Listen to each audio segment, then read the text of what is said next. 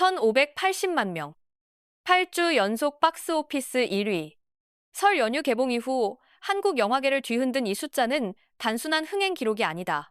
코로나 이후 수년간 이어진 침체의 터널을 뚫고 나온 한 줄기 빛이자 한국 영화 산업이 살아있음을 증명하는 강렬한 선언이다. 영화 왕과 사는 남자가 지금 이 순간 한국 사회에 던지고 있는 질문은 단순히 이 영화가 왜 이렇게 잘 됐는가가 아니다. 이제 한국 관객이 영화를 보는 이유가 근본적으로 바뀐 것 아닌가라는 훨씬 더 크고 무거운 물음이다. 영화 왕과 사는 남자의 흥행 열기는 좀처럼 식을 기미를 보이지 않고 있다. 4월 4일 기준 누적 관객 수는 1,580만 명을 돌파했으며 8주 연속 박스오피스 1위 자리를 굳건히 지키고 있다. 2026년 설 명절 연휴에 개봉한 이 영화는 최근 수년간 한국 영화 산업에서 보기 드문 현상을 만들어냈다. 코로나 시기인 2년을 제외하고 2012년부터 2024년까지 한국에서 단 한 해도 빠짐없이 1,000만 관객을 넘긴 영화가 최소 한 편 이상 탄생했다. 그러나 2025년에는 그 오랜 흐름이 처음으로 끊기며 1,000만 영화가 단 한 편도 나오지 못했다.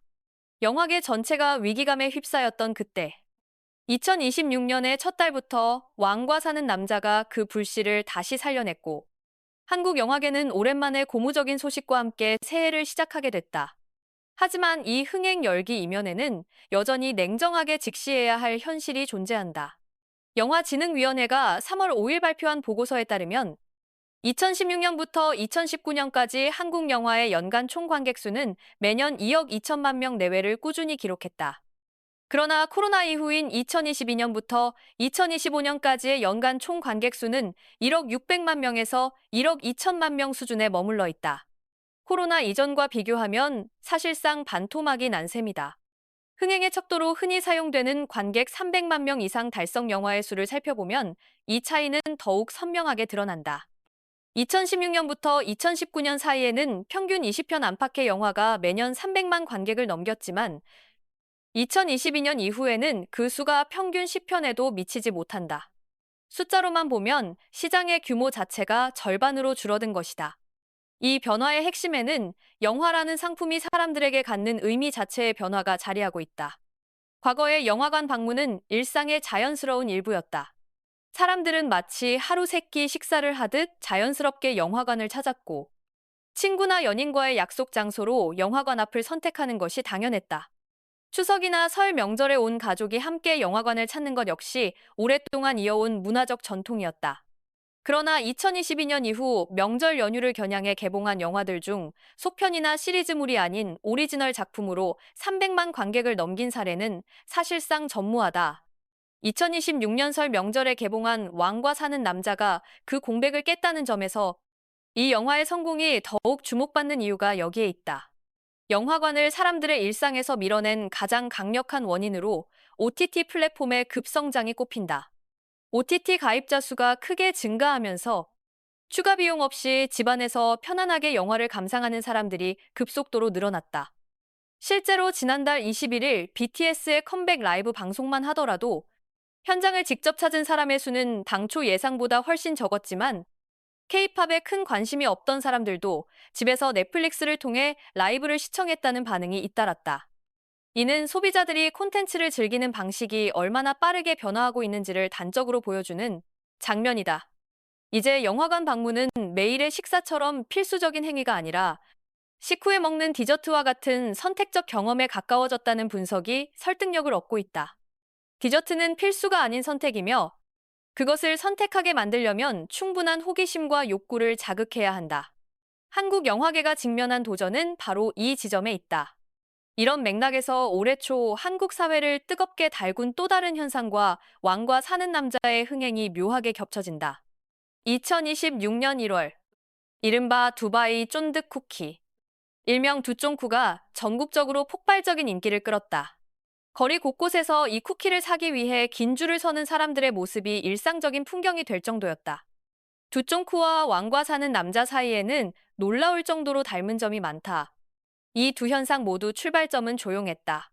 왕과 사는 남자는 개봉 초반 블록버스터급의 폭발적 주목을 받은 것이 아니었다.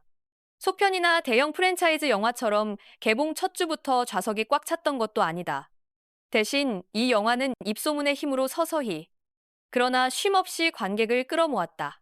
개봉 4주차에 175만 명, 5주차에 172만 명의 관객을 모았는데, 이는 한국에서 관객 집계 시스템이 안정적으로 정착된 이후 역대 최초로 기록된 수치다. 4주, 5주가 지난 영화가 개봉 초반과 다름없는 관객 동원력을 유지한다는 것은 전례 없는 현상이었다. 두쫑쿠도 그 궤적이 닮아 있다. 처음에는 일부 마니아층 사이에서만 조용히 퍼지던 이 쿠키가 어느 순간 임계점을 넘어서자 너도 나도 한 번쯤은 먹어봐야 하는 필수 디저트로 자리 잡았다. 호평이 주변으로 퍼지고 지인의 구매 경험이 공유되다가 마침내 나만 아직 안 먹어봤다는 소외감과 결합되는 순간 관심은 기하급수적으로 확산된다. 이 단계를 넘어서면 상품 자체의 품질보다도 유행이라는 현상 그 자체가 소비를 더 키워나가는 강력한 동력이 된다. 다들 본다던데, 다들 맛있다던데 라는 말이 대박의 열쇠가 되는 것이다. 경제학에서 말하는 유행 추종 소비, 이른바 밴드웨건 효과가 강력하게 작동한 것이다. 가격 측면에서도 두 현상은 닮아 있다. 두쫑쿠는 약 7,500원, 2025년 평균 영화 관람 요금은 9,600원으로 큰 차이가 없다. 부담스러운 금액이지만 유행에 동참하고 주변과 화제를 나누기 위해 한 번쯤 시도해볼 만한 수준이다. 실제로 구글 트렌드에서 두 검색어의 인기 추이를 비교하면 완만하게 오르다가 어느 시점부터 가파르게 치솟는 유사한 곡선을 그린다. 이러한 흐름은 한국 영화 산업의 분명한 방향을 제시한다. 유명 배우나 거장 감독, 수백억 원 규모의 블록버스터도 더 이상 흥행을 보장하지 못한다. 왕과 사는 남자처럼 제작비 100억 원 안팎의 중간 규모 영화가 탄탄한 이야기와 진심 어린 연출로 관객의 공감을 얻을 때 진정한 대박이 가능하다는 것이다. 그러나 전문가들은 이 성공 공식을 단순히 반복하는 것만으로는 부족하다고 지적한다. OTT 전성시대에도 사람들이 지갑을 열고 영화관을 찾게 만드는 두쫑쿠식 영화를 만들기 위한 전략은 기존 흥행 공식과는 근본적으로 다른 접근이 필요하다. 콘텐츠 자체의 완성도뿐만 아니라 관객이 자발적으로 입소문을 내고 싶게 만드는 경험의 질, 그리고 사회적 화제성을 어떻게 유기적으로 만들어낼 것인지에 대한 고민이 영화 기획 단계부터 시작되어야 한다는 것이다. 한국 영화계는 지금 그 전략을 새롭게 써내려가는 중요한 변곡점에 서 있다. 왕과 사는 남자가 만들어낸 1,580만 관객의 기적은 어쩌면 영화 산업이 완전히 죽지 않았음을 보여주는 신호탄이 아니라 살아남기 위해서는 철저하게 변해야 한다는 경고이기도 하다. 식사에서 디저트로 바뀐 영화관의 위상을 받아들이고 그 안에서 사람들이 기꺼이 선택하고 싶어하는 콘텐츠를 만들어내는 것. 두쫑쿠처럼, 왕과 사는 남자처럼 사람들이 나만 아직 안 봤어 라고 느끼게 만드는 그 무엇. 한국 영화 산업이 다음 국면에서 찾아야 할 답이 바로 거기에 있다. 여러분은 어떻게 생각하시나요? OTT 시대에도 영화관을 찾게 만드는 힘은 무엇이라고 생각하시나요? 여러분이 왕과 사는 남자를 보러 간 이유, 혹은 아직 보지 않으신 이유가 있다면 댓글로 꼭 남겨주세요. 이 영상이 유익하셨다면 좋아요와 구독 부탁드립니다. 새로운 소식이 있을 때마다 가장 먼저 알려드리겠습니다.